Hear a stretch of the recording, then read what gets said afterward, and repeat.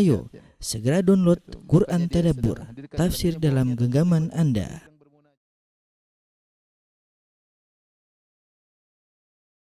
Bismillahirrahmanirrahim. Assalamualaikum warahmatullahi wabarakatuh. Alhamdulillahi ala ihsani wa syukru lahu ala taufiqi wa amtinani. Asyhadu an la ilaha illallah wahdahu la syarika lahu ta'ziman li sya'ni. Wa asyhadu anna Muhammadan abduhu wa rasuluhu da'ila ridwani. Allahumma salli alaihi wa ala alihi wa ashabihi wa ikhwani. Para ikhwan yang dirahmati Allah Subhanahu wa taala, para jamaah Masjid Asra yang dirahmati Allah Subhanahu wa taala, kita melanjutkan bahasan kita pada kesempatan kali ini tentang sahabat yang mulia Abu Bakar As-Siddiq radhiyallahu taala anhu. Dan pada kesempatan kali ini kita akan menukil hadis-hadis tentang keutamaan Abu Bakar dari kitab Sahih Al-Bukhari, dan ada juga hadis dari Sahih Muslim yang rata-rata hadis-hadis yang diriwayatkan Imam Al-Bukhari diriwayatkan juga oleh Imam Muslim, dan ada satu hadis diriwayatkan Imam Muslim tidak diriwayatkan oleh Imam Bukhari. Sampai Imam Al-Bukhari membuat bab khusus tentang keutamaan Abu Bakar, ya. Demikian juga Imam Muslim, ya, mengumpulkan hadis-hadis khusus tentang keutamaan Abu Bakar As-Siddiq radhiyallahu taala anhu. Di antara keistimewaan Abu Bakar, ya, radhiyallahu taala anhu, ya, dalam satu bab qaulun Nabi sallallahu alaihi wasallam suddul abwaba illa baba Abi Bakar, ya. Dari Ibnu Abbas, dari Nabi sallallahu alaihi wasallam, ya, meriwayatkan, ya. Kemudian Imam Al-Bukhari tadi perkataan suddul abwab illa baba Abi Bakar diriwayatkan dari Ibnu Abbas dari Nabi sallallahu alaihi wasallam, artinya tutup seluruh pintu kecuali pintu Abu Bakar. Maksudnya pintu yang ada di Masjid Nabawi, ada sebagian sahabat yang pintu rumahnya langsung masuk ke Masjid Nabawi, ya, mengarah ke Masjid Nabawi, maka pintu-pintu semua disuruh tutup kecuali pintu Abu Bakar radhiyallahu taala anhu. Kemudian juga Imam Bukhari meriwayatkan dari Abu Sa'id Al-Khudri radhiyallahu taala anhu, di mana beliau berkata, khataba Rasulullah sallallahu alaihi wasallam, Rasulullah sallallahu berkhutbah kepada manusia, kepada para sahabat, wa qala innallaha khayyara 'abdan bainad dunya wa baina ma indahu. Sungguhnya Allah memberi pilihan kepada seorang hamba antara dunia dan antara apa yang ada di sisi Allah. Fakhtara dzalikal 'abdu ma indallah. Maka sang hamba memilih apa yang ada di sisi Allah Subhanahu wa taala. Kata Abu Sa'id Al-Khudri, fabaka Abu Bakar. Abu Bakar ketika mendengar Nabi berkhutbah mengucapkan demikian, maka Abu Bakar As-Siddiq pun menangis. Fa ajibna li bukaihi. Kami pun heran dengan tangisan Abu Bakar. An yukhbira Rasulullah sallallahu alaihi wasallam an abdin khayyir, ya. Kenapa dia menangis? Hanya sekedar Nabi mengabarkan ada seorang hamba diberi pilihan oleh Allah Subhanahu wa taala, pilih dunia atau pilih apa yang ada di sisi Allah Subhanahu wa taala. Ternyata hamba yang dimaksud adalah Nabi sallallahu alaihi wasallam sendiri. Fa kana Rasulullah sallallahu huwal mukhayyar. Rasulullah sallallahu itulah sang hamba yang diberi pilihan. Wa kana Abu Bakrin a'lamana, dan Abu Bakar lebih paham daripada kami. Jadi ketika Nabi berkhutbah, seorang hamba diberi pilihan oleh Allah Subhanahu wa taala, pilih dunia atau pilih di sisi Allah Subhanahu wa taala, maka sang hamba memilih ma indallah, memilih apa yang di sisi Allah, berarti mengisyaratkan Nabi akan meninggal dunia. Nabi disuruh pilihan, pilih menetap di dunia dengan kemewahannya atau meninggal untuk meraih apa yang di sisi Allah Subhanahu wa taala, dan Nabi mengatakan fakhtara dzalikal abdu, maka sang hamba memilih apa yang di sisi Allah. Abu Bakar paham yang dimaksud dengan hamba tersebut adalah Nabi sallallahu alaihi wasallam, bahwa Nabi sallallahu alaihi wasallam akan meninggal dunia. Maka Abu Bakar menangis, para sahabat heran, mereka tidak sampai pemahaman mereka sampai ke situ. Ternyata Abu Bakar paham, ya. Baru belakangan mereka paham ternyata hamba tersebut adalah Abu Bakar, adalah Nabi sallallahu alaihi wasallam.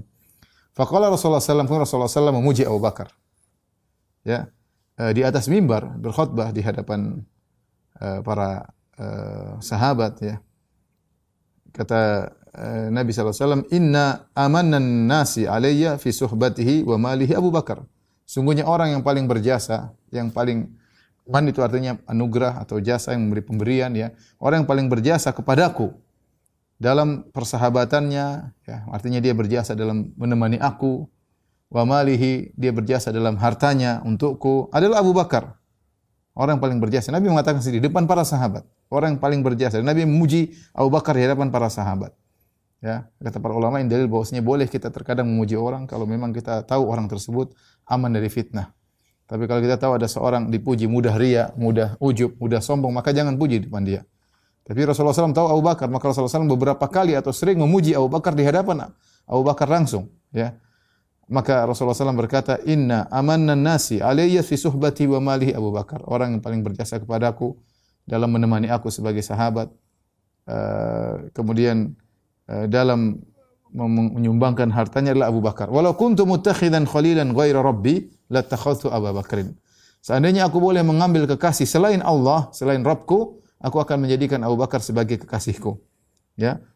Artinya Rasulullah SAW adalah kekasih Allah. Sebagaimana dalam hadis yang lain, Inna Allah takhadhani khalilan kama takhadha Ibrahim khalila. Allah telah menjadikan aku kekasih sebagaimana Allah menjadikan Ibrahim kekasih. Kekasih adalah khullah, adalah derajat tertinggi dalam persahabatan, seakan-akan tidak menerima pertemanan yang lain karena sudah mencapai tingkat kecintaan yang sangat tinggi.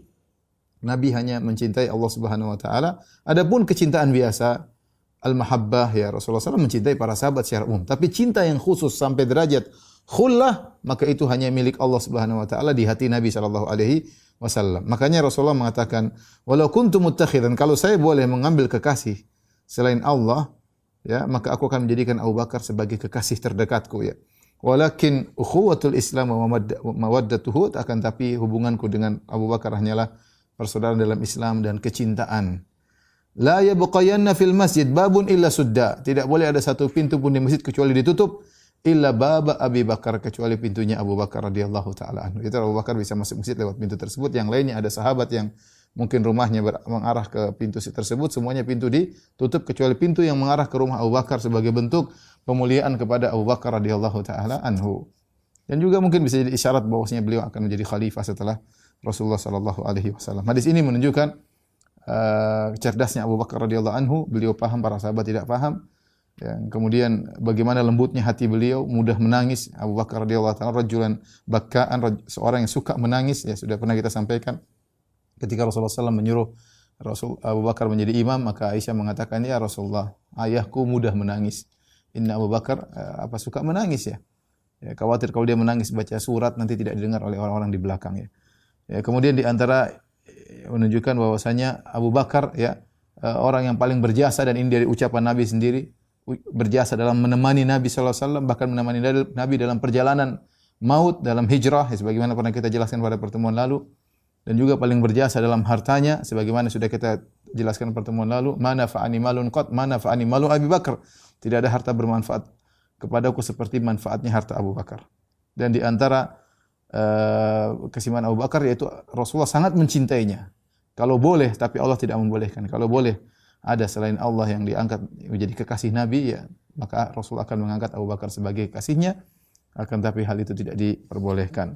Dan yang terakhir, di mana Nabi SAW dalam hadis ini memuliakan Abu Bakar dengan membiarkan pintu yang mengarah kepada rumah Abu Bakar tidak boleh ditutup, adapun yang mengarahkan kepada sahabat-sahabat yang lain ditutup.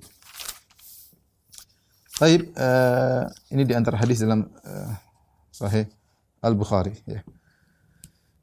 Kemudian di antara hadis yang menjelaskan tentang keutamaan Abu Bakar dalam Sahih Muslim, ya, dari Abu Hurairah radhiyallahu taala anhu, beliau berkata, qala Rasulullah sallallahu alaihi wasallam, Rasulullah SAW pernah bertanya, "Man ashaba minkumul yauma sha'iman?" Ini dalam Sahih Muslim. Siapa di antara kalian, wahai para sahabatku, yang berpuasa hari ini? Qala Abu Bakar, ana. Kata Abu Bakar, saya Rasulullah. Kemudian Rasulullah SAW bertanya lagi, "Faman tabi'a minkumul yauma janazah?" Siapa yang hari ini mengikuti janazah, ya, mengantarkan janazah sampai dikuburkan? Abu Bakar menjawab, saya ya Rasulullah.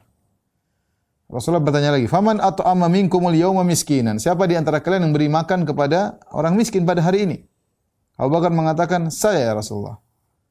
Rasulullah bertanya lagi, "Faman ada minkumul yauma maridan?"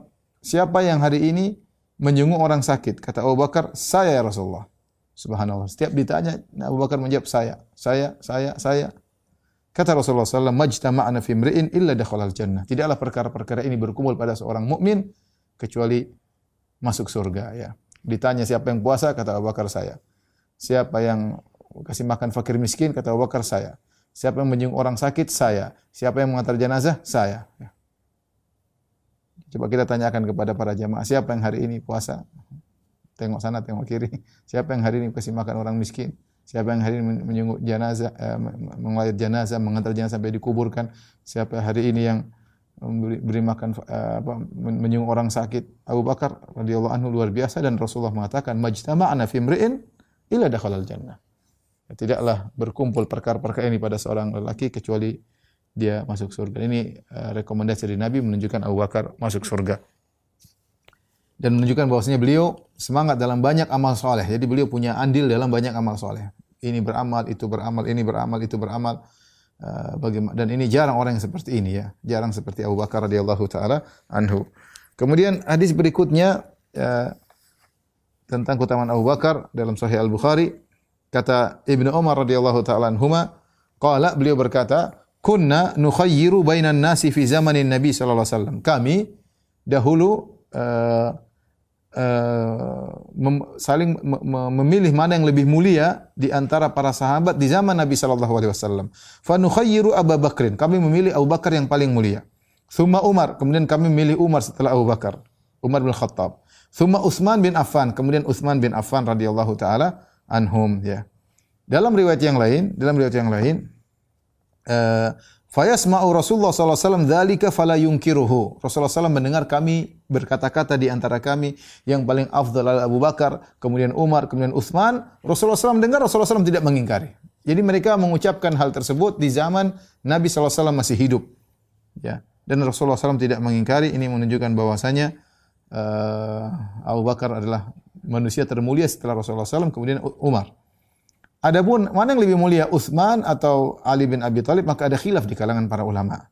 Khilaf di kalangan para ulama, sebagian ulama mengatakan Ali bin Abi Thalib lebih afdal, dan jumhur ahlu sunnah wal jamaah, kebanyakan mayoritas ulama mengatakan Utsman lebih afdal daripada Ali, dan urutan kemuliaan sesuai berdasarkan urutan khulafaur rasyidin.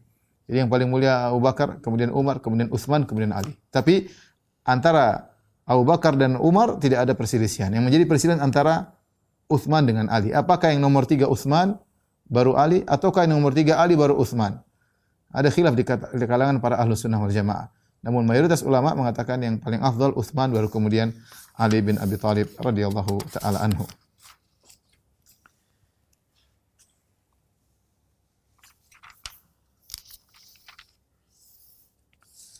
Dalam hadis yang lain ya, dari Jubair bin Mut'im radhiyallahu ta'ala anhu, beliau berkata, atatimra'atun Nabiy sallallahu alaihi wasallam. Ada seorang wanita datang kepada Nabi sallallahu alaihi wasallam, fa amara an tarji ilaihi. Maka Nabi berkata, nanti balik lagi temui aku. Nanti balik lagi temui aku. Qalat, perempuan ini berkata, ara'aita in ji'tu wa lam ajidka. Wahai Rasulullah, bagaimana menurutmu jika aku datang suatu hari, datang kembali menemui engkau, dan aku tidak mendapati engkau.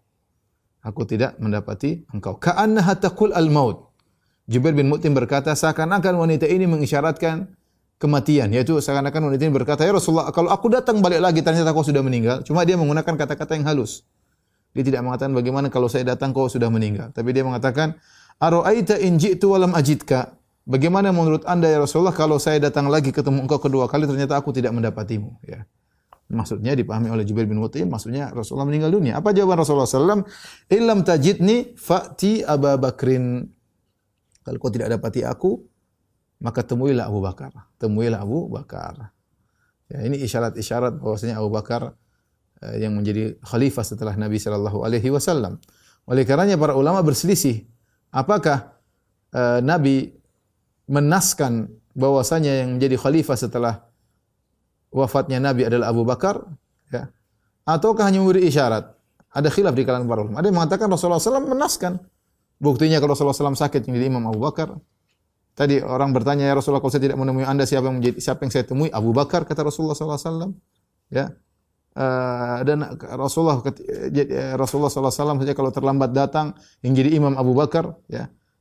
Banyak hal yang menunjukkan Abu Bakar yang menjadi imam. Tetapi yang benar, wallahu a'lam bishawab, Rasulullah SAW tidak menaskan. Tidak menaskan itu tidak menyatakan dengan tegas, tapi hanya isyarat-isyarat saja. Oleh karenanya begitu Rasulullah SAW meninggal, timbul perselisihan di kalangan para sahabat siapa yang menjadi khalifah. Ya, siapa yang menjadi khalifah. Tapi hadis-hadis ini memberi isyarat yang sangat kuat bahwasanya yang menjadi khalifah setelah Nabi adalah Abu Bakar radhiyallahu taala anhu. Ya, karena ketika wanita itu bertanya, kalau aku tidak dapat engkau ya Rasulullah, engkau sudah meninggal, siapa yang aku temui? Rasulullah SAW tidak menyebutkan orang lain kecuali Abu Bakar radhiyallahu taala anhu.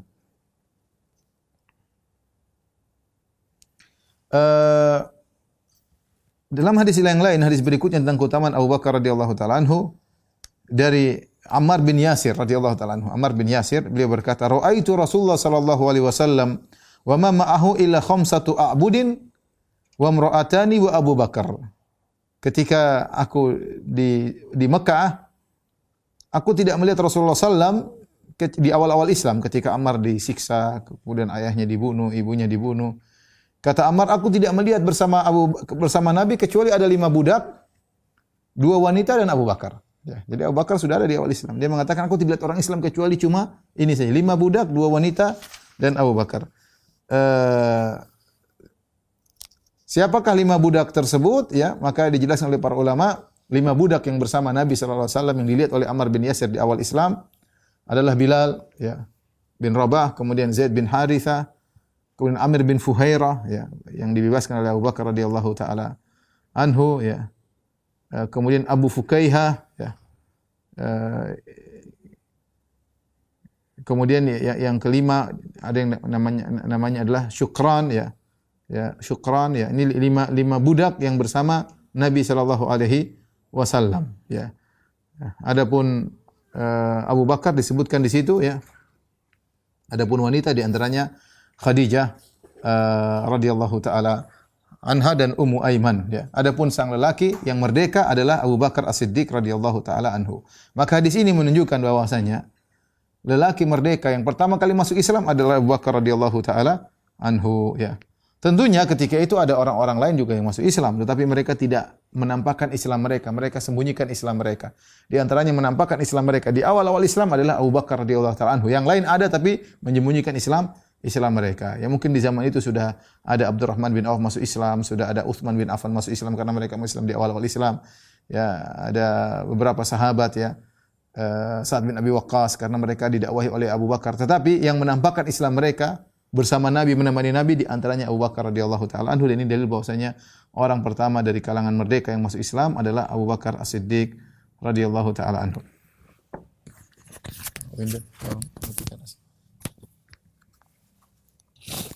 Hadis berikutnya, di sini kita lihat bagaimana hadis berikut ini bercerita tentang perbandingan antara Abu Bakar dan Umar. Kita telah jelaskan tadi, para sahabat sepakat, tidak ada yang khilaf.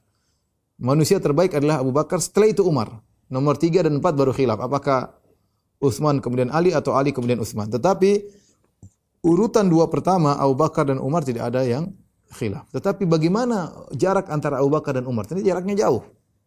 Jaraknya jauh. Ya. Dalam satu hadis, ya,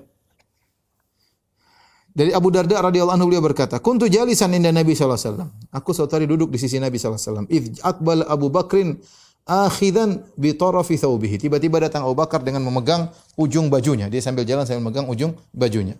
Hatta abda an rukbatayhi, sampai dia ngangkat bajunya, thawbnya, jubahnya sampai kelihatan 2 lututnya. Terburu-buru seperti orang tergesa-gesa ngangkat bajunya menuju Nabi sampai kedua lututnya kelihatan. Dan ini dalil bahwasanya lutut bukan aurat.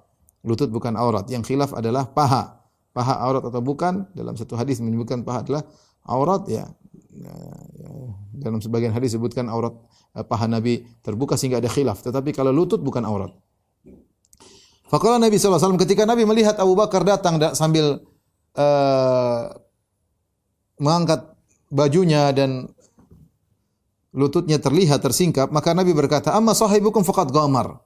Sungguhnya teman kalian ini yang datang ini ada masalah, ya. Ada masalah. Ada beberapa pendapat tentang ghamar, maksudnya di antaranya ada permasalahan, ya, dengan terhadap dirinya. Fasallama, kemudian Abu Bakar mengucapkan assalamualaikum warahmatullahi. Nabi kemudian menjawab waalaikumsalam. Wa qala ya Rasulullah, kemudian Abu Bakar berkata, "Wahai Rasulullah, inni kana baini wa baina Ibnu Khattab syai'un." Tadi ada masalah antara aku dengan Umar.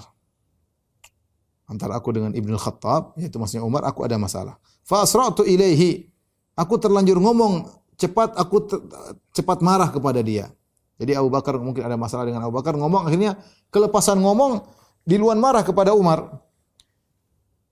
Summa nadimtu, kemudian aku menyesal. Fasa'altu an yaghfira li, maka aku mohon kepada Umar, wahai Umar, maafkan aku. Fa aba alayya, Umar tidak mau maafkan Abu Bakar. Subhanallah, 2 sahabat yang bertengkar.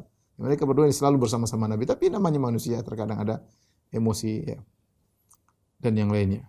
Maka aku minta dia maafkan aku, dia tidak mau. Fa aqbaltu ilaika, subhanallah, Abu Bakar orang saleh ketika dia tahu sahabatnya tidak maafkan dia gelisah. Maka aku datang kepada engkau, dia curhat. Abu Bakar datang curhat kepada Nabi sallallahu alaihi wasallam menceritakan hal tersebut. Fa aqbaltu ilaika, maka aku datang menemui Anda wahai Rasulullah.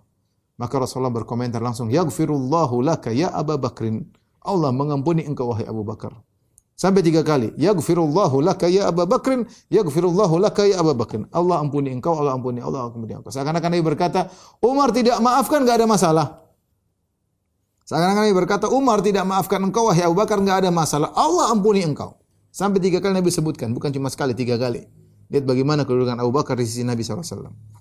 Tsumma inna Umar nadim. Setelah itu Umar menyesal kenapa tidak maafkan Abu Bakar. Fa'ata manzila Abi Bakr. Maka Umar pun pergi ke rumah Abu Bakar, ingin bertemu, ingin menyampaikan dia sudah maafkan. Fasa'ala asamma Abu Bakrin faqalu la. Maka dia bertanya, apakah ada Abu Bakar di rumah? Maka orang rumah mengatakan tidak ada. Fa'ata ila Nabi sallallahu alaihi wasallam, maka dia pun juga menuju kepada Nabi sallallahu alaihi wasallam. Fasallama, dia mengucapkan assalamualaikum warahmatullahi wabarakatuh. Faja'ala wajhun Nabi sallallahu alaihi wasallam yatama'ar. Nampak wajah Nabi buram, tidak senyum. Wajah Nabi tidak senyum. Ya. Sebutkan kemerah-merahan, itu Rasulullah ada kemarahan kepada Umar. Kenapa? Karena Umar tidak memaafkan Abu Bakar. Hatta asfaqa Abu Bakar, saya Abu Bakar kasihan melihat Umar digitukan oleh Nabi. Abu Bakar kasihan melihat Umar digitukan oleh Nabi sallallahu alaihi wasallam. Fajatha ala rukbatayhi, kemudian Abu Bakar berlututkan di atas 2 lututnya. Faqala ya Rasulullah, Abu Bakar yang berkata kepada Nabi, ya Rasulullah, wallahi inni kuntu azlam marratain. Ya Rasulullah, aku yang salah ya Rasulullah. Sampai Abu Bakar mengucapkan 2 kali, aku yang salah wahai Rasulullah, aku yang salah wahai Rasulullah. Ya. Faqala Nabi sallallahu alaihi wasallam. Ya. Nabi kemudian menjelaskan kepada para sahabat. Itu ada sahabat yang lain selain Umar dan Abu Bakar. Kemudian Nabi menjelaskan keutamaan Abu Bakar dan jangan ada yang coba-coba ganggu Abu Bakar. Meskipun Umar, Nabi marah. Kata Rasulullah SAW, Inna Allah ba'athani ilaikum fakultum kadzabta. Allah mengutusku kepada kalian. Kalian dulu semuanya mengatakan engkau pendusta wahai Muhammad. Wa qala Abu Bakar sadaq. Abu Bakar mengatakan Muhammad benar. Jadi Abu Bakar membenarkan Nabi di saat para sahabat itu masih mendustakan Nabi. Umar kemana waktu Abu Bakar radhiyallahu anhu membenarkan Nabi? Umar masih kafir. Radhiyallahu anhu mulia, tapi kalau kita bandingkan Abu Bakar dengan Umar jauh. Ya, dua-duanya orang-orang mulia, jasa besar kepada kita. Sudah cerita bagaimana Umar yang luar biasa. Ternyata luar biasanya Umar masih kalah dengan Abu Bakar. Di situ Abu Bakar, Nabi menjelaskan keutamaan Abu Bakar. Kata Nabi SAW, Inna Allah ba'athani ilaikum. Allah mengutus kepada kalian. Kalian semua mengatakan engkau berdosa wahai Muhammad. Semuanya tidak terkecuali. Semuanya kalian yang hadir di sini semuanya mengatakan Muhammad berdusta. Wa qala Abu Bakar. Abu Bakar mengatakan Muhammad benar. Wa wasani bi nafsi wa malihi, dan dia bantu aku dengan jiwanya dan hartanya. Dia bantu aku dengan jiwanya. Mana kalian ketika itu? Abu Bakar membantuku dengan jiwanya dan hartanya. Kemudian Rasulullah berkata, "Fahal antum tariku li sahibi?" Tidakkah kalian jangan ganggu sahabatku demi aku? Tidakkah kalian jangan ganggu sahabatku demi aku? Tinggalkan, jangan ganggu sahabatku. Sampai Nabi ucapkan 2 kali. Apa kata Abu Darda? Fama udhiya ba'daha. Setelah itu enggak ada yang berani ganggu Abu Bakar radhiyallahu taala anhu. Lihat bagaimana mulianya Abu Bakar radhiyallahu taala anhu, ya. Jadi kita tahu bahwasanya Umar radhiyallahu anhu tidak ada yang ragu tentang keutamaannya di jamin surga. Tapi jika dibandingkan Abu Bakar masih kalah jauh dengan Abu Bakar radhiyallahu taala anhu. Ya.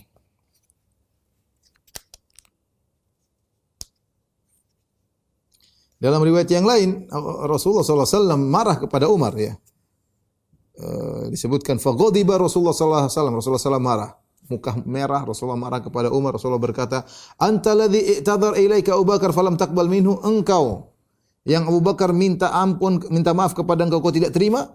Rasulullah marah, Umar tidak maafkan Abu Bakar. Padahal Abu Bakar yang salah. Abu Bakar yang bilang, sampai Abu Bakar kasihan sama Umar, sampai Abu Bakar mengatakan, "Ya Rasulullah, saya yang salah, saya yang duluan marah." Tapi Rasulullah tidak peduli. Rasulullah mengatakan, "Jangan ganggu sahabatku Abu Bakar radhiyallahu taala anhu." Dan ini juga dalil seperti saya katakan tadi, boleh memuji seorang di depannya jika aman dari fitnah. Dan juga ini dalil bahwasanya bagaimana Abu Bakar peduli, tidak ingin punya masalah di akhirat. Maka dia datang kepada Umar minta maaf karena dia tahu dia yang salah. Ya, seorang jangan gengsi mentang-mentang dia lebih soleh misalnya atau dia lebih alim, bisa jadi dia salah kepada orang yang di bawahnya. Bisa jadi seorang majikan salah kepada pembantunya, bisa jadi seorang majikan salah sama supirnya, bisa jadi ustadz salah kepada muridnya. Ya, sebagaimana Abu Bakar yang jauh lebih mulia daripada Umar salah dan dia minta maaf. Ngapain kita gengsi-gengsian? Kalau kita gengsi-gengsi tidak minta maaf, urusannya di akhirat. Makanya Abu Bakar mengerti akan hal ini, maka dia datang kepada Umar untuk minta maaf, namun Umar tidak mau memaafkan Nabi sallallahu alaihi wasallam, meskipun setelah itu Umar akhirnya menyesal tidak memaafkan Abu Bakar radhiyallahu taala anhu. Di antara dalil tentang keutamaan Abu Bakar juga dalam Sahih Bukhari, ya. Hadis riwayat Amr bin As. Amr bin As radhiyallahu anhu ini kita tahu seorang yang hebat, pandai berbicara. Makanya dia yang diutus oleh Abu Jahal untuk pergi di Habasyah untuk memprovokasi Raja Najasyi untuk memulangkan para sahabat yang berhijrah ke sana. Orang yang pandai bicara, orang hebat, Amr bin As. Ya. Hebat, cerdas, ya. Oleh karenanya ketika terjadi perselisihan antara Muawiyah dengan Ali bin Abi Thalib, maka wakilnya Ali bin Abi Thalib Abu Musa al-Asy'ari. Wakilnya Muawiyah siapa? Amr bin As. Amr bin As, ya. Ketika terjadi pertikaian, ya. Jadi Amr bin As ini orang hebat, ya. Ketika dia masuk Islam, baru beberapa bulan Nabi menempatkan orang sesuai dengan kondisi ini, orang hebat di Quraisy. Dia masuk Islam, Nabi muliakan dia. Nabi langsung muliakan dia, ya. Kemudian Nabi SAW menyuruh dia menjadi pemimpin dalam perang Zatus Salasil. Namanya perang Zatus Salasil. Rasulullah SAW menyuruh dia jadi pemimpin. Padahal baru masuk Islam. Baru beberapa bulan. Sudah ada orang-orang yang masuk Islam. Sudah lama. Ya, dia masuk Islam mungkin tahun ke-7 atau tahun ke-8. Tapi intinya dia baru masuk Islam. Sementara Abu Bakar sejak awal sudah masuk Islam.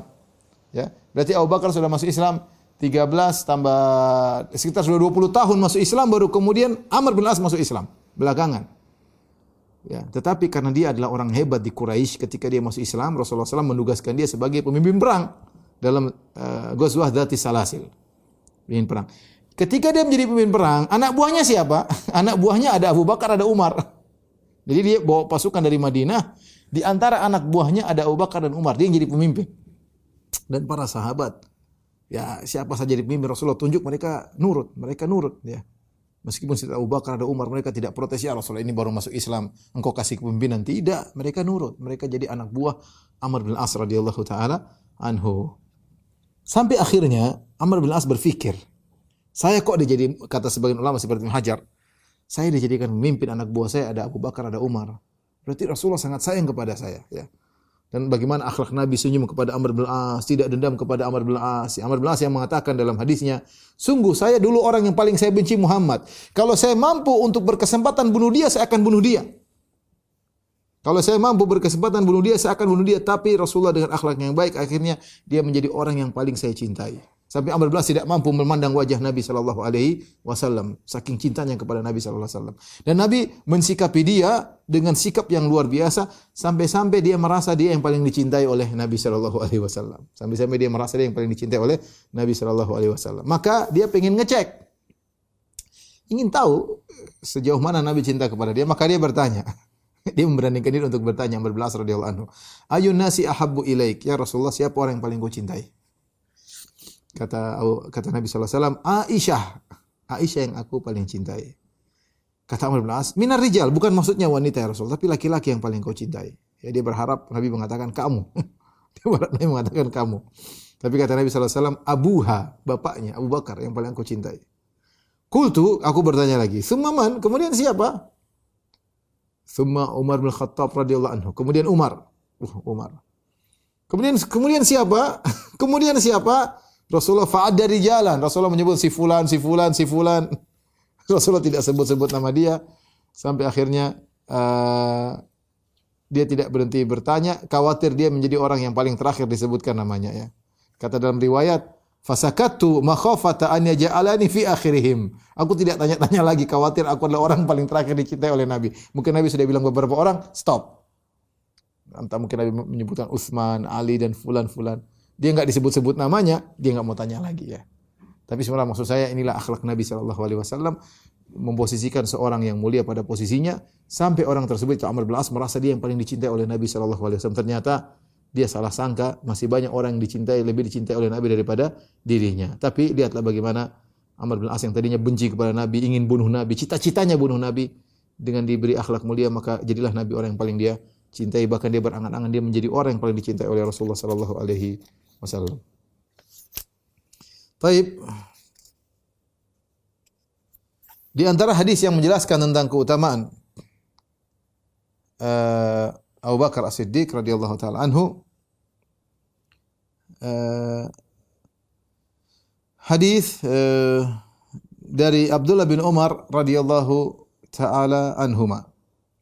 Beliau berkata, qala Rasulullah sallallahu alaihi wasallam, Rasulullah SAW bersabda, "Man jarra thawbahu khuyala", barang siapa yang menggeret jubahnya karena kesombongan, artinya jubahnya panjang terjulur sampai isbal, sampai kena tanah digeret-geret karena sombong, khuyala karena sombong, lam yanzurillahu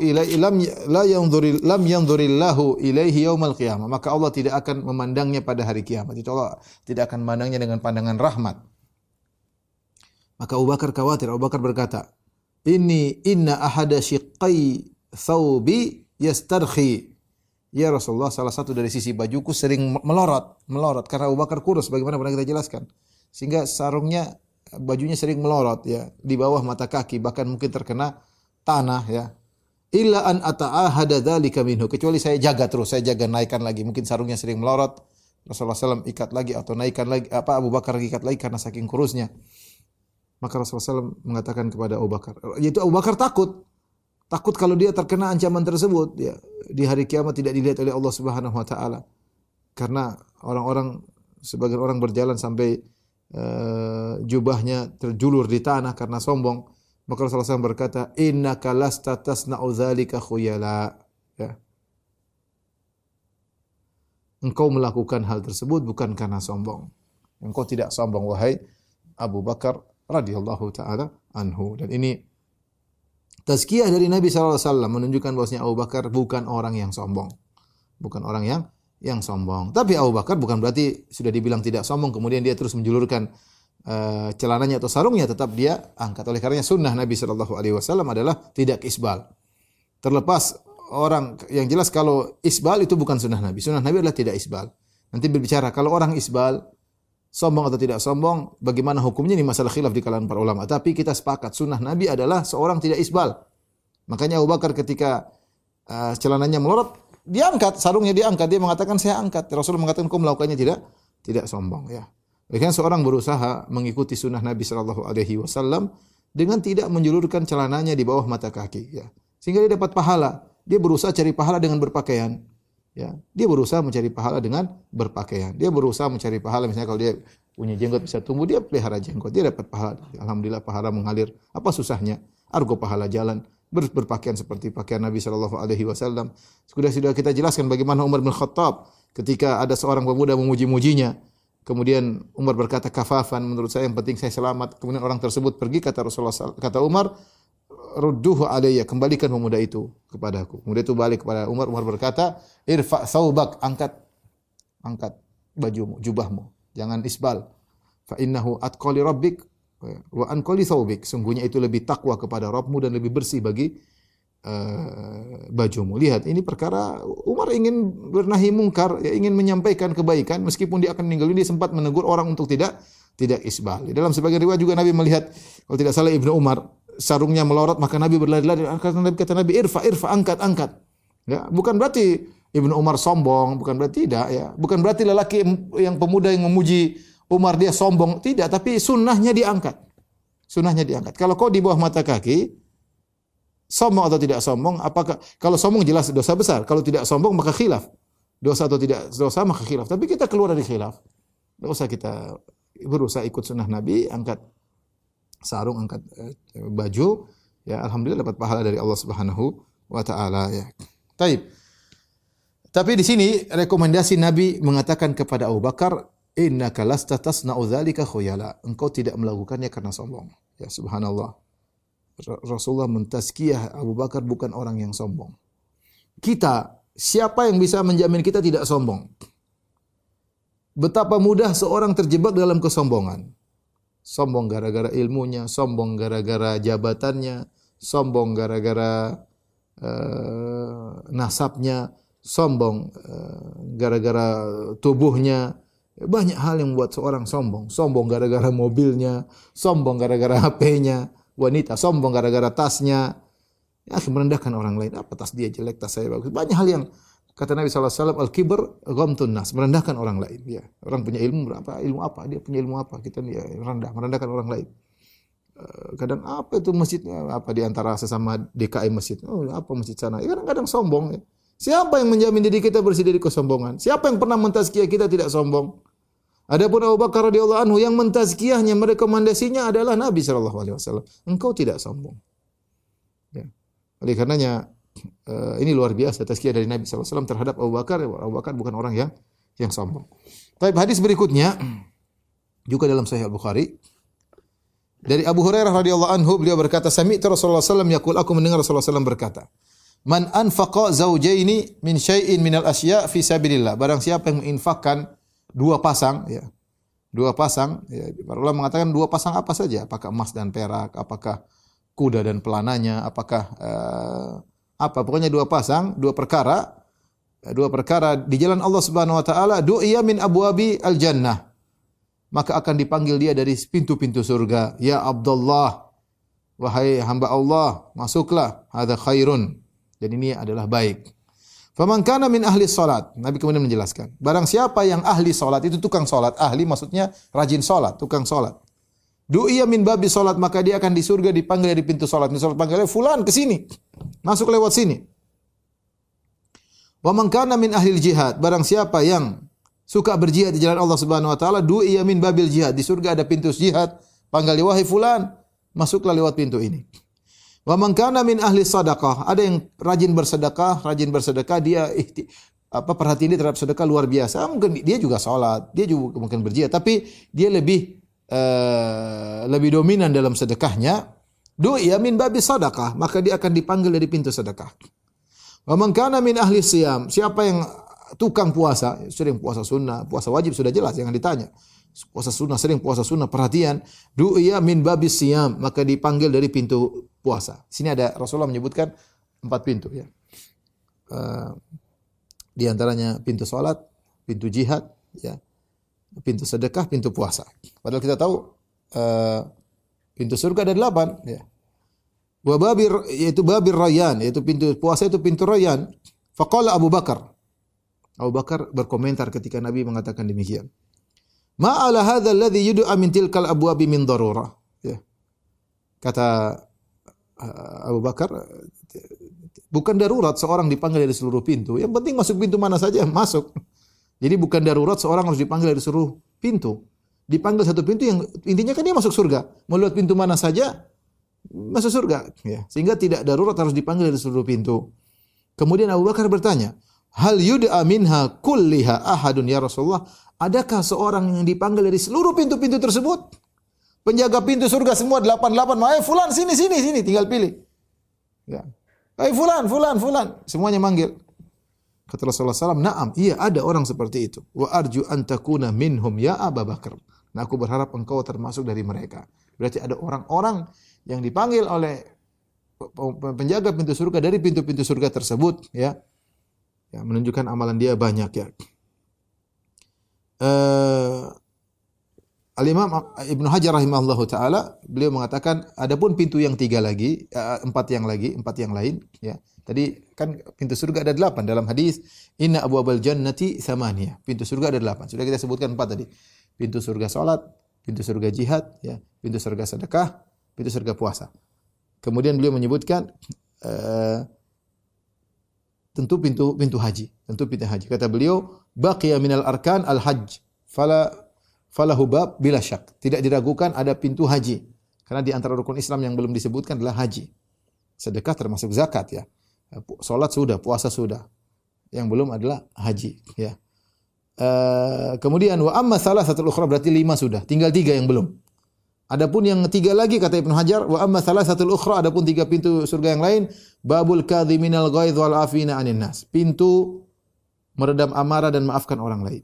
Ada pintu surga yang buat khusus orang-orang yang meredam amarah dan suka maafkan orang lain. Antum yang suka marah-marah, antuna ibu-ibu yang suka marah-marah, marah anak-anaknya, marah pembantunya, marah suaminya, ya tahan emosi. Antum laki-laki yang suka marah-marah kepada istrinya, suka marah kepada anak-anak, suka marah kepada pegawainya, tahan emosi. Wal kadhiminal ghaidh, itu al-kadhibin maksudnya kemarahan yang sudah memuncak, sebentar lagi meluber ya, kemarahannya, tapi dia ikat ya kemarahan tersebut. Wal afina 'anil nas, maafkan orang. Ini amalan hati yang berat, memaafkan, tapi pahalanya spesial, sampai-sampai ada pintu surga khusus bagi orang-orang seperti ini. Ya.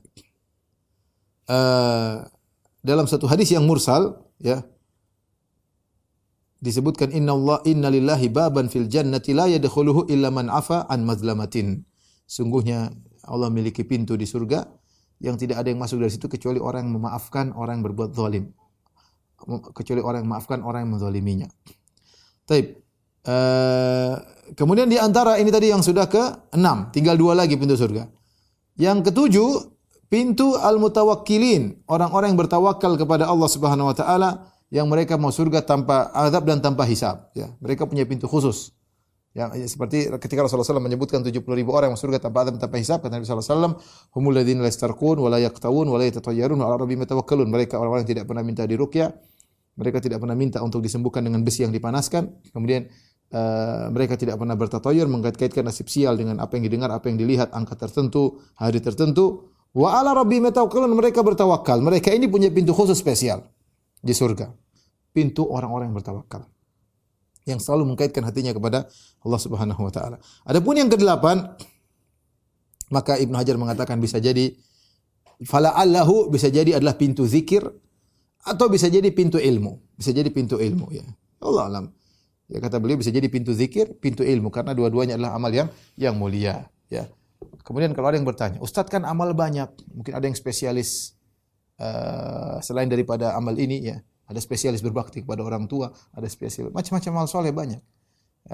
Kata Ibnu Hajar bisa jadi 8 pintu itu kalau dimasuk dalam juga ada pintu-pintu spesifik. Mungkin satu pintu di belah dalamnya ada beberapa pintu-pintu spesifik. Wallahu alam bisawab. Bisa jadi demikian kata Ibnu Hajar rahimahullahu taala. Tapi intinya yang menjadi perhatian kita dalam hadis ini bagaimana Abu Bakar radhiyallahu anhu dipanggil dari seluruh pintu-pintu tersebut. Tidak lain karena amalan dia luar biasa, semuanya dominan. Ya, semuanya dominan. Salatnya dominan, puasanya dominan, jihadnya dominan. Semuanya hebat. Abu Bakar hebat sehingga dia mungkin dipanggil dari seluruh pintu-pintu tersebut. Bahkan dalam riwayat yang lain, kalau dalam riwayat ini Nabi mengatakan wa arju an takuna minhum, aku berharap engkau dari mereka ya Abu Bakar yang dipanggil dari seluruh pintu. Dalam riwayat yang lain dari riwayat Ibnu Hibban, Rasulullah menjelaskan kepastian hal tersebut. Kata Nabi sallallahu alaihi wasallam, ajal wa anta huwa ya Abu Bakar. Ketika Abu Bakar bertanya, apakah ada seorang yang dipanggil dari 8 pintu tersebut? Kata Nabi jawabannya, ajal, ada ya Abu Bakar. Iya, wa anta huwa, dan orang itu adalah engkau. Engkau adalah orang tersebut wahai Abu Bakar. Luar biasa ya.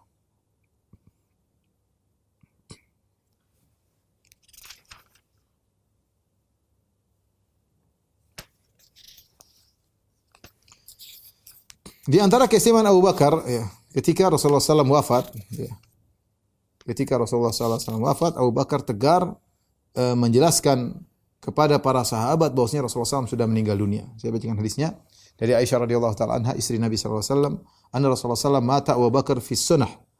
Ya ini bil aliyah. Rasulullah SAW meninggal dunia, Abu Bakar sedang tidak di kota Madinah, tidak sedang di pusat kota, tapi di al-aliyah, itu di arah Kuba sana, di arah Kuba. Al-aliyat ya. Maka Umar berkata, Umar menjadi apa namanya yang mendominasi para sahabat ketika itu Umar. Orangnya keras, orangnya tegas ya. Ketika Rasulullah SAW dikabarkan meninggal dunia, Umar bersumpah. Abu Bakar terlambat datang, belum tahu. Abu Bakar masih jadi jauh, terlambat datang. Maka Umar berkata, wallahi ma mata Rasulullah SAW. Umar bersumpah, demi Allah Rasulullah SAW tidak mati. Kata Umar menjelaskan, dia menyesal. Dia mengatakan, wallahi ma kana yaqau fi nafsi illa dza. Ketika itu tidak ada terbetik dalam benakku kecuali Rasulullah tidak meninggal. Rasulullah SAW tidak meninggal. Ya. Ya. Wala ba'athanna Allah akan bangkitkan dia. Umar meyakini Allah akan bangkitkan dia. Ya. Allah bangkitkan dia. Falyaqta'anna aydiya rijalin wa arjulahum. Rasulullah akan dibangkitkan kembali oleh Nabi SAW dan Rasulullah SAW akan memotong tangan-tangan orang munafikin dan kaki-kaki mereka. Umar ngomong tidak ada yang berani bantah Umar. Faja'a Abu Bakar. Abu Bakar datang, masuk dulu ke rumah Aisyah. Fakasyafa an Rasulullah, faqabbalahu. Dia buka wajah Nabi SAW, kemudian cium Rasulullah SAW. Beliau berkata, tibta hayyan wa mayyitan ya Rasulullah, engkau baik ketika masih hidup dan juga ketika meninggal dunia. Ya, walladzi nafsi biyadihi la yudhiquka Allahu al-mautataini abadan. Demi zat yang jiwaku berada di tangannya, Allah tidak akan merasakan engkau kematian lagi. Sudah, setelah ini kau akan ya abadi ya di alam akhirat. Tsumma kharaja, kemudian orang lagi gaduh, tidak ada yang berani menghentikan Umar. Maka Abu Bakar keluar. Abu Bakar berkata, ayyuhal halif ala rislik, wahai yang bersumpah, tenang, jangan kemana-mana. Dia diamkan Umar. Ya. Falamma takallama Abu Bakar, jalasa Umar. Tatkala Abu Bakar mulai ngomong, Umar diam. Umar diam, tidak berani ngomong di hadapan Abu Bakar radhiyallahu taala anhu. Apa perkataan Umar? Perkataan Abu Bakar yang mendiamkan Umar. Abu Bakar kemudian memuji Allah, menyanjung Allah, dia berkhutbah kemudian beliau berkata, "Ala man kana ya'budu Muhammadan." Ketahuilah siapa yang menyembah Muhammad sallallahu alaihi wasallam, fa inna Muhammadan qad mat, sungguhnya Muhammad telah meninggal. Wa man kana ya'budullah, barang siapa yang menyembah Allah, fa innallaha hayyun la yamut, sungguhnya Allah Maha hidup dan tidak mati. Wa qala, kemudian Abu Bakar membacakan firman Allah, "Innaka mayyitun wa innahum mayyitun." Sungguhnya engkau akan mati sebagaimana mereka juga akan mati. Ayat ini turun kepada Nabi. Engkau akan mati sebagaimana mereka akan mati. Kemudian Umar lihat bagaimana Abu Bakar berdalil dengan cepat dengan ayat-ayat yang menjelaskan bahwasanya Rasul akan meninggal dunia. Kemudian Abu Bakar membacakan firman Allah, "Ma Muhammadun illa rasulun qad khalat min qablihi rusul." Tidaklah Muhammad kecuali hanya seorang rasul sebagaimana telah lalu rasul-rasul sebelumnya. Afa immata, apa kalau dia meninggal dunia? Au qutila, atau dia terbunuh. In qalabtum ala aqabikum, kalian kembali murtad, ya. Maka fanashajan nasu yabkun, ketika para sahabat mendengar ayat-ayat tersebut, maka mereka sadar bahwasanya Rasulullah SAW benar-benar meninggal dunia. Yang tegar menyatakan para sahabat tidak mau mengatakan Rasulullah meninggal dunia. Apalagi Umar sudah bicara dengan tegas, ya, Rasulullah tidak mati, akan bangkit kembali. Tapi mereka seakan-akan luput dari mereka dua ayat ini. Abu Bakar tenang dan dia menghadirkan dua ayat tersebut. Sehingga ketika dia membaca dua ayat tersebut, para sahabat kemudian menangis, ya. Mereka tahu bahwasanya Rasulullah SAW benar-benar telah meninggal dunia, ya. Ini diantara keistimewaan Abu Bakar radhiyallahu taala anhu, ya, ketika Rasulullah SAW meninggal dia bisa mendiamkan Umar bin Khattab, sementara tidak ada yang berani bisa mendiamkan Umar bin Khattab radhiyallahu taala anhu.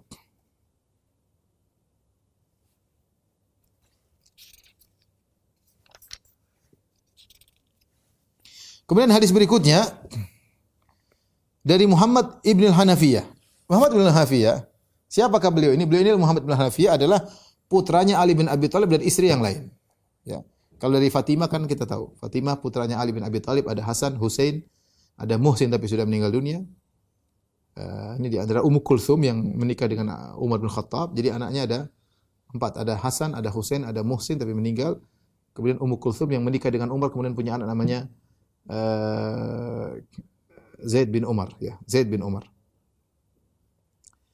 Dan ini dari Fatimah. Setelah Fatimah meninggal dunia, maka Ali menikah dengan yang lainnya, ya. Maka di antaranya dia punya anak namanya Muhammad ibn Hanafiyah. Ibunya dari Bani Hanifah. Ibunya dari Bani Hanifah sehingga dia dinisbahkan kepada ibunya sebagai pembeda, ya, Muhammad ibn Hanafiyah. Jadi anaknya sendiri, anak kandungnya. Perhatikan, ini persaksian dari anak kandungnya sendiri tentang keutamaan Abu Bakar yang mengucapkan Ali bin Abi Thalib. Karena ini sebagai bantahan telak kepada orang-orang Syiah yang mengatakan Abu Bakar kafir, Umar kafir, bahwasanya Ali marah kepada mereka karena mereka telah merebut kekuasaan dari Ali bin Abi Thalib. Abu Bakar merampas kekhilafahan dari Ali. Kemudian Umar merampas kekhilafahan dari Ali. Uthman merampas khilafah dari Ali. Ini semua kedustaan karangan orang-orang Rafidhah, orang-orang Syiah yang ngawur dalam mengarang, dalam membuat berita kedustaan. Berkata Muhammad ibn al-Hanafiyah, anaknya Ali bin Abi Thalib, beliau berkata, "Qultu li abi," aku berkata kepada ayahku, "Ayun nasi khairun ba'da Rasulillah." Ayun nasi khairun ba'da Rasulillah. Siapakah orang terbaik setelah wafatnya Nabi sallallahu alaihi wasallam? Lihat, dia tanya kepada bapaknya. Enggak mungkin bapaknya main-main, yang nanya anaknya langsung. Dia tanya, "Qultu li abi," aku bertanya kepada bapakku, siapa orang terbaik setelah Nabi sallallahu alaihi wasallam? Ali berkata, "Qala Abu Bakar." Abu Bakar. Qultu thumma man? Kemudian siapa? Orang kedua. Ali menjawab lagi, "Thumma Umar." Kemudian Umar. Kemudian kata Muhammad bin Hanafiyah, "Wa khasyitu an yaqula Utsman." Aku khawatir dia menyebutkan orang ketiga, maka aku langsung menimpali. Aku berkata, Qultu tsumma anta. Kemudian yang ketiga engkau kan ayah? Ayah orang ketiga. Apa kata Ali bin Abi Thalib dengan tawadhu'nya? Ma ana illa rajulun minal muslimin. Aku ini siapa ini? Aku hanyalah seorang dari kaum muslimin. Ya, aku hanyalah seorang dari kaum muslimin. Lihat jawaban Ali bin Abi Thalib. Intinya saya ingin sampaikan bagaimana Ali bin Abi Thalib mengakui bahwasanya orang terbaik setelah Nabi sallallahu alaihi wasallam adalah Abu Bakar As-Siddiq radhiyallahu taala anhu. Sudah kita jelaskan bahwasanya para ulama khilaf siapa orang ketiga setelah Abu Bakar dan Umar. Ada yang mengatakan Ali, ada yang mengatakan Utsman, tetapi jumhur mayoritas ulama mengatakan Utsman nomor 3 baru Ali nomor 4.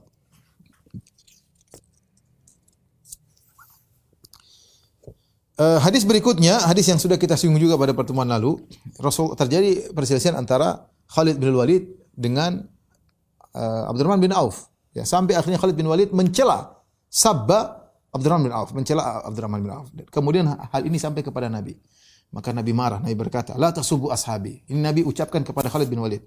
"Wahai Khalid, jangan kau cela sahabat-sahabatku, sahabat spesialku yang mereka berhijrah dari Mekah menuju Madinah, ya. Abdurrahman bin Auf termasuk orang awal masuk Islam.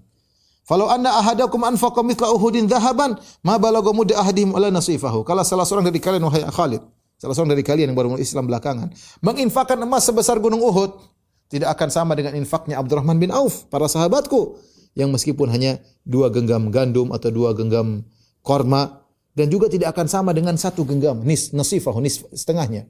Atau nasif ada yang mengartikan juga adalah ukuran yang lebih kecil daripada mud. Diartikan setengah mud, kalau mud segini. Ada yang mengatakan nasif maksudnya setengah, yaitu 1 genggam, atau nasif adalah ukuran lebih kecil volumenya daripada mud. Intinya, apa sih infak 1 genggam korma? Apa sih infak syair gandum dibandingkan dengan emas sebesar gunung Uhud? Emas sebesar gunung Uhud itu panjangnya 8 kilo. Lebarnya 2 sampai 3 kilo, tingginya mungkin 100 sekian meter. Ya, kalau diemaskan berapa ton? Siapa yang pernah timbang? Kan yang pernah timbang. Timbang siapa menimbang gunung Uhud sebesar itu? Seandainya kamu punya emas sebesar gunung Uhud tersebut, kau infakkan ikhlas karena Allah, tidak sama dengan infaknya para sahabatku Abdurrahman bin Auf. Kalau infaknya Abdurrahman bin Auf saja tidak 1 genggam, tidak bisa disamakan dengan infaknya Khalid bin Walid 1 gunung Uhud, apalagi infaknya Abu Bakar. Yang Nabi berkata, "Ma nafa'ani malun qad ma nafa'ani malu Abu Bakar." Tidak bermanfaat bagi sebagaimana manfaatnya harta Abu Bakar. Yang Rasulullah tadi telah kita sampaikan, dia mengatakan, "Wa wasani bimalihi wa nafsi wa malihi." Abu Bakar menolongku dengan hartanya dan jiwanya tatkala kalian tidak ada yang menolongku.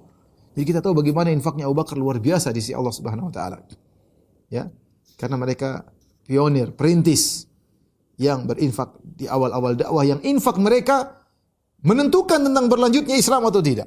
Infak mereka secara zahir melanjutkan sebab mundur atau majunya Islam ketika itu. Kalau sekarang semua orang berinfak, tidak ada masalah. Kamu tidak berinfak, masih banyak yang berinfak. Tapi di zaman itu, siapa yang berinfak? Orang spesial. Infak mereka tidak bisa disamakan dengan Khalid bin Walid. Padahal Khalid bin Walid sahabat Nabi juga. Tapi jika dibandingkan dengan Abdurrahman bin Auf, 20 tahun dia baru masuk Islam setelah Abdurrahman bin Auf dibandingkan Abu Bakar. Itu saja sudah jauhnya berbeda. Apalagi dengan orang sekarang. Maka sungguh celaka orang-orang Rafidhah yang kerjanya mencaci maki para sahabat, yang mereka tidak tahu apa yang mereka sumbangsihkan kepada Islam, yang ada merusak Islam, yang hanya merusak citra Islam.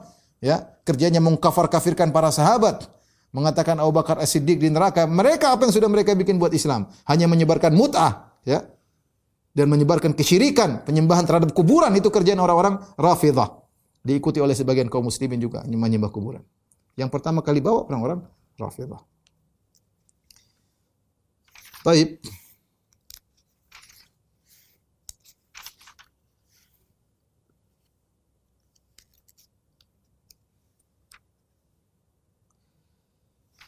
Kemudian hadis-hadis yang lain yang menjelaskan bahwasanya Abu Bakar di surga, seperti hadis Abu Musa Al-Asy'ari radhiyallahu taala anhu.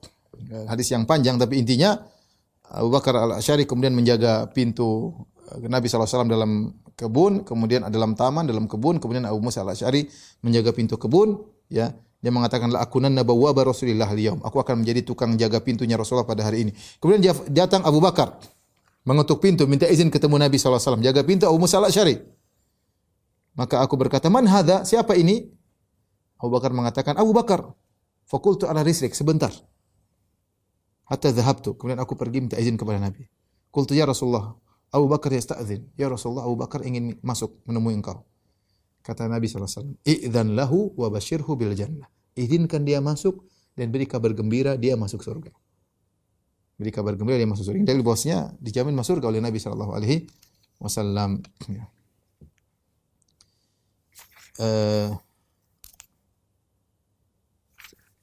Kemudian juga dalam hadis dari Anas bin Malik radhiyallahu taala anhu, ketika Nabi SAW naik di atas gunung Uhud bersama Abu Bakar dan Umar dan Uthman, farajafa bihim, maka gunung Uhud bergetar. Maka Nabi berkata, "Uthbut Uhud, tenang engkau hai gunung Uhud. Fa innama 'alaika nabiyyun, yang ada di atasmu seorang nabi, wa siddiqun." Dan kita tahu para siddiqin di surga, dan siddiq wa syahidan, dan 2 orang mati syahid, dan semuanya di surga. Ini dalil bahwasanya Rasulullah menjamin mereka masuk surga. Syahidan maksudnya Umar dan Uthman yang meninggal dalam kondisi mati syahid. Umar dibunuh oleh Abu Lu'lu' al-Majusi, Uthman ditikam oleh orang-orang yang memberontak di zaman beliau. Ya.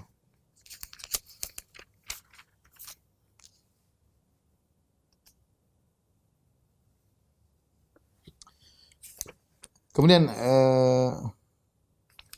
hadis yang sebelum terakhir, masih ada 2 hadis lagi, ya. Ketika Umar bin Khattab radhiyallahu anhu, ini sudah saya sampaikan dalam kisah Umar, tapi saya ulangi lagi. Ketika Umar dalam kondisi akan meninggal dunia setelah ditikam oleh Abu Lu'lu' al-Majusi dengan 3 tikaman yang kalau dia minum susu maka keluar dari bekas tikaman tersebut dan dia berbaring di atas tempat tidurnya.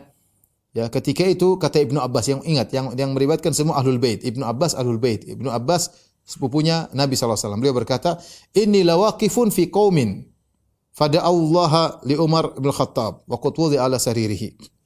Ya. Sudah meninggal, kayaknya Umar sudah meninggal, diletakkan di atas tempat tidurnya. Kata Ibnu Abbas, aku sedang berdiri di situ bersama sekelompok orang dan mereka mendoakan Umar bin Khattab radhiyallahu anhu dan waqat wudi ala sariri, dan diletakkan di atas tempat tidurnya. Idza rajulun min khalfi, tiba-tiba ada orang di belakangku. Qad wada'a mirfaqahu ala mankibi. Ya, kemudian dia meletakkan sikunya di atas punggungku, diletakkan begini. Kemudian dia berkata, "Rahimakallah." Dia mengucapkan kepada Umar. Umar sudah meninggal. "Semoga Allah merahmati engkau, wahai Umar. In kuntu la arju an yaj'alaka Allahu ma'a sahibaika." Aku berharap Allah menjadikan engkau bersama 2 temanmu, yaitu Nabi dan Abu Bakar. "Li'anni katsiran ma kuntu asma'u Rasulullah SAW yaqul." Karena aku sering mendengar, bukan sekali 2 kali. Aku sering mendengar Rasulullah SAW berkata, "Kuntu Abu Bakar wa Umar." Rasulullah sering cerita, waktu itu saya bersama Abu Bakar dan Umar.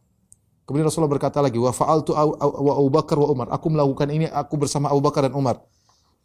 "Wa antalaqtu ana wa Abu Bakar wa Umar." Aku pergi bersama Abu Bakar dan Umar. Aku sering dengar Nabi mengucapkan demikian. 3 sahabat yang selalu bersama-sama di dunia, kemudian sekarang di kuburan juga mereka bersama-sama. Ya, fa in kuntu la arju an yaj'alaka Allahu ma'ahuma. Sungguh aku berharap Allah menjadikan engkau bersama mereka berdua. Faltafatu, aku lihat siapa orang tersebut. Fa idza huwa Ali bin Abi Thalib. Ternyata dia Ali bin Abi Thalib yang sedang memuji Umar, yang dalam pujian tersebut juga memuji Abu Bakar. Di mana Rasulullah SAW sering mengatakan, aku bersama Abu Bakar, aku melakukan bersama Abu Bakar, aku pergi bersama Abu Bakar, aku masuk satu kampung bersama Abu Bakar, aku bersafar bersama Abu Bakar. Rasulullah sering ngomong demikian, Abu Bakar Umar, Abu Bakar Umar. Perhatikan, ini hadis diriwayatkan dari Ibnu Abbas, Ahlul Bait, Ali bin Abi Thalib, Ahlul Bait. Saya ingin menyampaikan kenapa? Karena orang-orang Syiah menggambarkan kayaknya Ahlul Bait semua dizolimi oleh Abu Bakar, dizolimi oleh Umar, dan mereka omong kosong dalam hal ini. Hadis terakhir tentang keutamaan Abu Bakar radhiyallahu taala anhu, ya. Dari Urwah bin Zubair, dia berkata, aku bertanya kepada Abdullah bin Amr bin As tentang asyaddi ma sana al musyrikuna bi Rasulillah, perkara yang paling parah yang pernah dilakukan oleh kaum musyrikin kepada Nabi sallallahu alaihi wasallam. Kata Abdullah bin Amr, ra'aitu Uqbah bin Abi Mu'aid. Aku melihat Uqbah bin Abi Mu'aid jaa ila Nabi sallallahu alaihi wasallam wa huwa yusalli. Dia datang kepada Nabi dan Nabi sedang salat. Fa wada'a ridaan fi unuqi. Kemudian dia mengambil selendangnya, dia letakkan di leher Nabi. Fa khanaqahu bihi khanaqan syadidan. Kemudian dia cekik Nabi dengan cekikan yang kuat. Fa ja'a Abu Bakar hatta dafa'u anhu. Maka Abu Bakar datang kemudian menolak Uqbah bin Abi Mu'aid.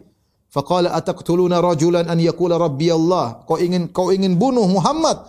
Rasulullah SAW seorang laki yang mengatakan Rabbku adalah Allah, wa qad ja'akum bil bayyinati min rabbikum. Padahal dia telah mendatangkan penjelasan dari Rabb kalian. Yang bela siapa? Abu Bakar radhiyallahu taala anhu, ya.